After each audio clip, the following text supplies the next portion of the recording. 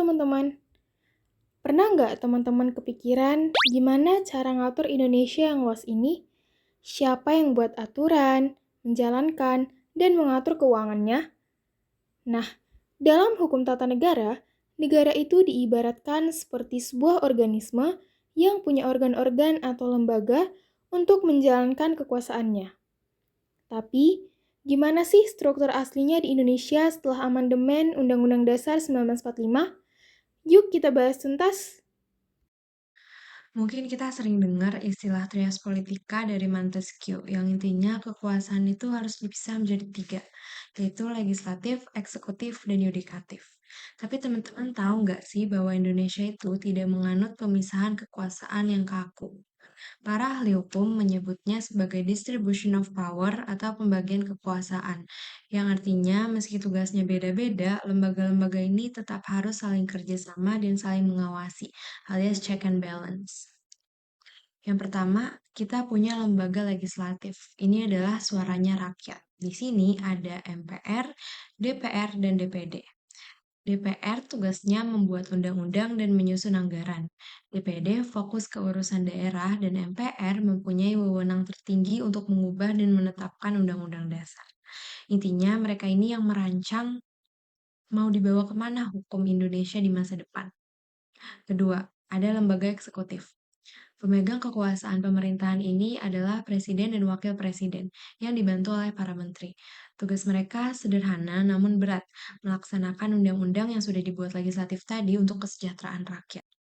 Ketiga, pilar keadilan atau lembaga yudikatif. Apabila ada sengketa hukum atau pelanggaran konstitusi, merekalah yang akan turun tangan. Terdapat Mahkamah Agung atau MA yang membawahi peradilan umum dan Mahkamah Konstitusi atau MK yang menjadi penjaga konstitusi. Kemudian ada juga Komisi Yudisial atau KY yang tugasnya menjaga kehormatan para hakim. Nah, ini yang sering kelupaan, lembaga eksaminatif. Di Indonesia, tugas ini dipegang oleh BPK atau Badan Pemeriksa Keuangan. Sesuai dengan namanya, BPK ini tugasnya adalah untuk memeriksa pengelolaan dan juga tanggung jawab keuangan negara. Biar apa?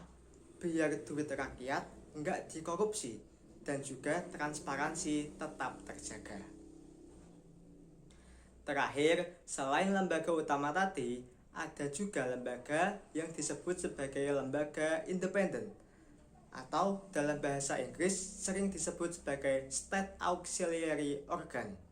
Jadi, mereka ini adalah lembaga bantu yang dibentuk karena adanya kebutuhan khusus dan harus bebas dari adanya intervensi politik. Beberapa contoh nyata lembaga independen yang ada di Indonesia. Yang pertama ada Komisi Pemberantasan Korupsi atau KPK.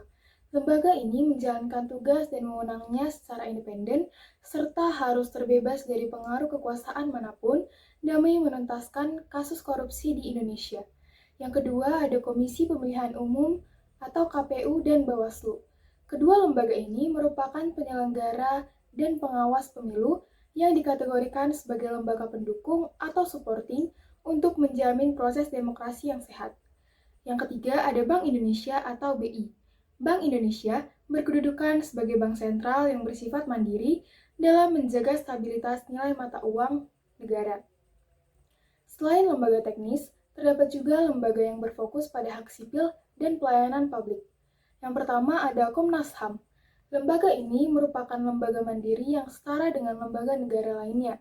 Lembaga ini dibentuk untuk melindungi hak masyarakat dan mengisi kekosongan peran perlindungan HAM yang sebelumnya tidak terakomodasi. Yang kedua ada Ombudsman Republik Indonesia atau ORI. Lembaga ini tidak menjadi perpanjangan tangan organ kekuasaan manapun dan berfungsi mengawasi kualitas penyelenggaraan pelayanan publik oleh pemerintah. Kesimpulan dari pembahasan ini, pertama, pasca amandemen keempat Undang-Undang 1945, mekanisme sistem check and balance di Indonesia mulai berjalan efektif dengan menerapkan pembagian kekuasaan yang jelas. Kedua, Indonesia menerapkan 3 cabang kekuasaan negara, yaitu legislatif, eksekutif, dan yudikatif, yang masing-masing bekerja sesuai dengan tugas dan wewenangnya. Dan yang terakhir, untuk mewujudkan demokrasi yang lebih partisipatif, lembaga-lembaga independen didirikan guna memperkuat pengawasan dan mencegah terjadinya penyalahgunaan kekuasaan.